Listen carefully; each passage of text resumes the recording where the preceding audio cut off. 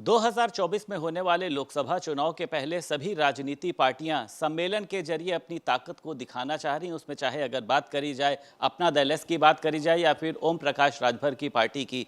इसी क्रम में अब कैबिनेट मंत्री संजय निषाद भी एक सम्मेलन आयोजित करने जा रहे हैं। हमारे साथ बात करने के लिए मौजूद हैं। किस तरीके का ये सम्मेलन होगा, क्या संदेश देने का प्रयास होगा सर? देखिए, देश संविधान से चलता और संविधान एक संवैधानिक व्यवस्था है कि सब मतलब बराबर, विधान मतलब कानून बनाकर सबको बराबर किए जाए। उसमें एक आरक्षण की व्यवस्था है और आरक्षण वह व्यवस्था है कि बड़े घोड़े और छोटे घोड़े के एक टोकरी में रख दो तो बड़ा सब खा जाता, छोटा को नहीं कुछ मिलता। तो उसके लिए व्यवस्था की गई संविधान में। संविधान की सूची बनी 1950 में, देश आज़ाद हुआ 1950 में।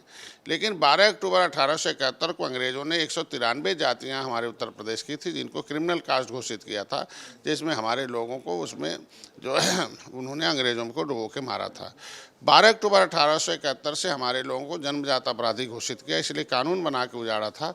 उस काला कानून था कि डॉक्टर का बेटा डॉक्टर, इंजीनियर का बेटा इंजीनियर, वकील का बेटा वकील होता। ऐसे में स्टीफन नामक सांसद ने ब्रिटिश पार्लियामेंट में कानून बनाकर दिया था।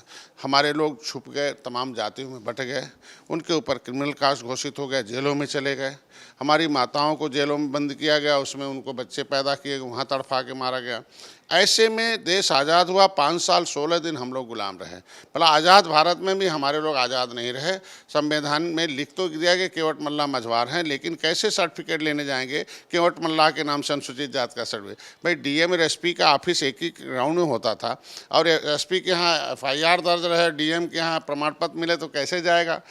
31 अगस्त 1952 को हमारे लोगों ने एजिटेशन किया। 10,000 लोग गए पार्लियामेंट के सामने। चंद्रिका राम निषाद सांसद थे, उन्होंने उनकी अगुवाई में लड़ाई लड़ी। फिर सदन में बहस हुआ रात में। 31 अगस्त 1952 को वो काला कानून हटा जो हमारे ऊपर काला धब्बा था कि ये चोर हैं, बदमाश हैं, कतली हैं निषाद। ऐसे में 31 अगस्त 1952 को मेरे पास काला कानून हटा। ये Anantha Sayanam Ayyangar committee 1949-50, criminal tribes act enquiry committee 1949-50 है, वो जो है उसके आधार पर हम लोगों को वो काला कानून हटा। जो सम्मेलन है आप कब से शुरू करेंगे, कहाँ कहाँ पर आयोजित होगा? जानकारी 193 जातियों को हो और 193 जातियाँ वो जाने कि हमारे पुरखों ने देश को आज़ाद कराया था, हमारे ऊपर क्रिमिनल कास्ट घोषित किया और हमारे ऊपर आयोग ने रिपोर्ट दिया कि 74 प्रकार का रिजर्वेशन दिया जाए, 74 प्रकार की व्यवस्था देकर इनको विकास की मुख्यधारा में लाया जाए। ऐसे हमारी टीम पूरा उतरी हुई है प्रदेश भर में। वो जाकर आरक्षण महाजन संपर्क का अभियान चला रही है और 31 अगस्त को हर साल हम वो क्रिमिनल ट्राइब डे मनाते हैं और इस बार लखनऊ में पूरे प्रदेश के लोग आएंगे और ऐतिहासिक रूप से उस दिवस को मनाएंगे।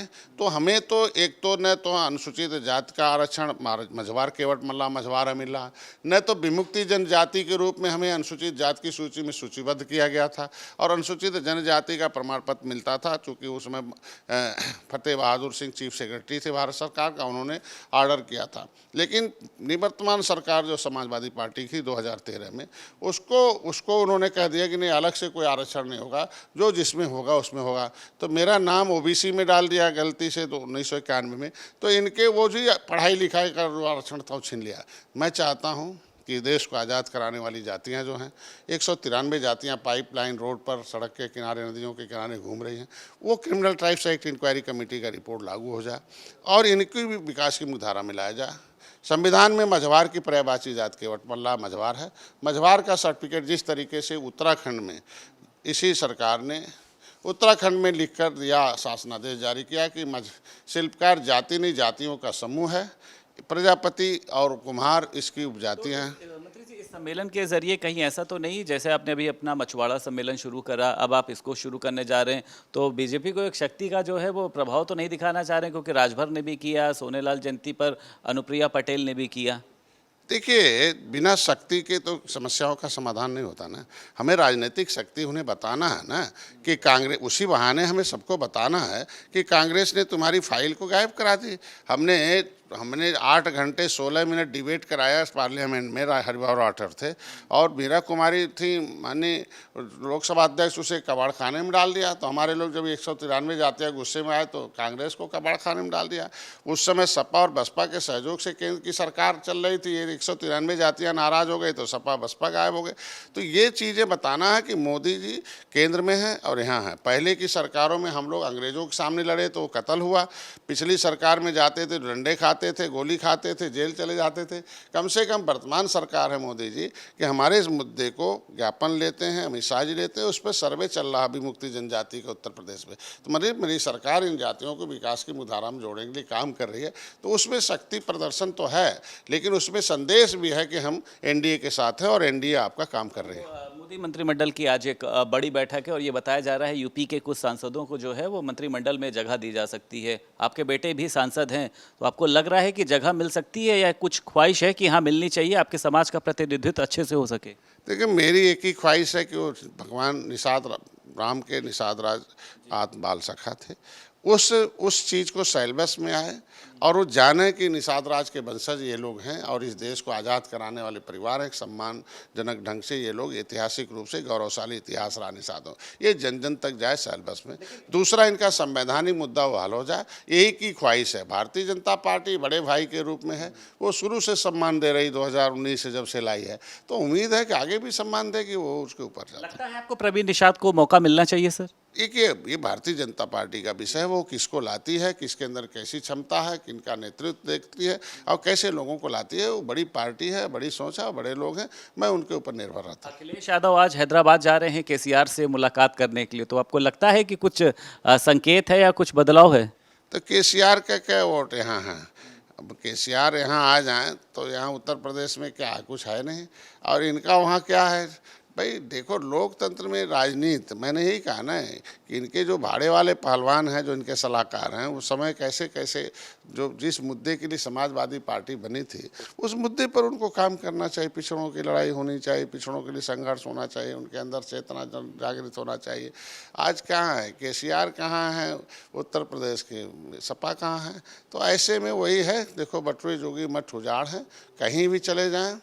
उत्तर प्रदेश की जनता, देश की जनता ने मन बना लिया है कि मोदी जी के साथ रहना और मोदी जी को फिर से गद्दी पर बैठाना। अपना दल एस के साथ आप चुनाव लड़ेंगे 2024 का होने वाला, राजभर की क्या भूमिका आप देख रहे हो? प्रकाश राजभर की, आपको लग रहा है कि उनको गठबंधन में आना चाहिए? देखिए, हम लोग एनडीए के साथ चुनाव लड़ रहे हैं, अपना दल उसका एक घटक दल है, निषाद पार्टी एक घटक दल है, और हमारे घटक दल जितने अच्छे होंगे, क्योंकि वो 4 बार चुनाव लड़े हैं और हम अभी 2 बार चुनाव लड़े हैं, तो दोनों में अभी हम लोग आगे और लड़ेंगे। तो जितने लोग भी आए उतने अच्छा, हमारी विचारधारा से जो सहमत हो जाए एनडीए की, वो आवे। प्रकाश राजभर लगता है आपको सहमत हैं? 2017 में सहमत थे तो आखिर थे ही ना, किसी कारणवश असहमत होंगे, फिर से उनको लग गया होगा कि असहमत होने से कितना नुकसान फायदा था। सहमत होने से समाज का, बिना सरकार के साथ रहे सामाजिक लड़ाई नहीं लड़ी जा सकती है, और सामाजिक लड़ाई के लिए सरकार के साथ रहकर उनकी समस्याओं के समाधान के कह रहे हैं कि सपा साथ आ जाए, कांग्रेस साथ आ जाए, मायावती साथ आ जाए तो मैं उनके साथ खड़ा हो जाऊंगा, तो आपको लगता है संभव है ये? 2019 में सपा बसपा साथ थी ना, और भैया भी साथ में थे, अलग लड़े थे। 2022 में सबको साथ लेके लड़े थे, क्या दशा थी? यहाँ जनता जनार्दन होती है, नेता जनार्दन नहीं होता है, और जनता जज होती है, और जनता ने फैसला कर रखा है कि इनको नहीं आने देना, इनको नहीं आने देना।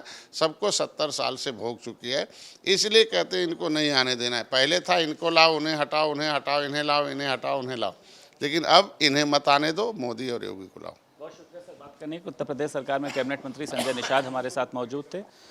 लखनऊ से वीडियो जर्नलिस्ट रजनीश के साथ संदीप खेर, भारत समाचार।